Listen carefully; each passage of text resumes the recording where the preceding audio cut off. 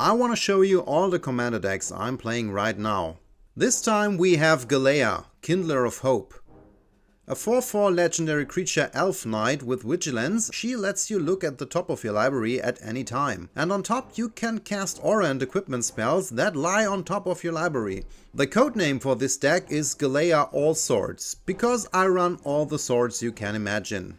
As the codename suggests, I run a lot of swords like Sword of Feast and Famine that give my creature protection from black and green, or Sword of Fire and Ice that give my creature protection from red and blue. On top they have pretty neat second abilities, and there are also new swords like Sword of Wealth and Power that give my creature protection from instants and sorceries. So I built this deck like a toolbox commander. According to the situation, I search my library for the equipment I need and then smack it onto my commander and protect it the best way possible.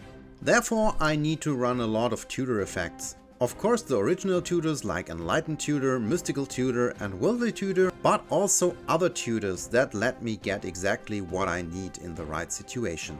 As for this deck is more a Voltron style deck, I run only a few creatures like Sylvan Ranger or Farhaven Elf that help me ramp, or cards like Tolsimir that come with a friend when they enter. Voltron decks can be pretty strong, but they are also pretty fragile. Therefore I need to be able to return exactly what I need.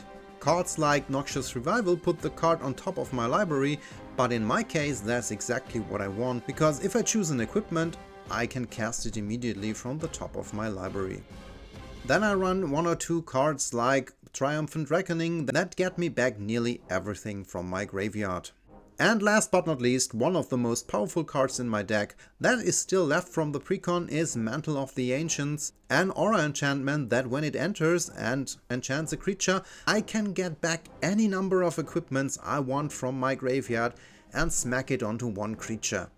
As for my board wipes, I run cards like Single Combat and Slash the Ranks that most of the time leave me with a commander that is full of equipments, and in case of emergency, if there are no creatures left on the board, but I still need to close out the game somehow, I run cards like Rise and Shine or Dance of the Mans that make my artifacts into creatures, and like that I still have the opportunity to make an army out of my equipments.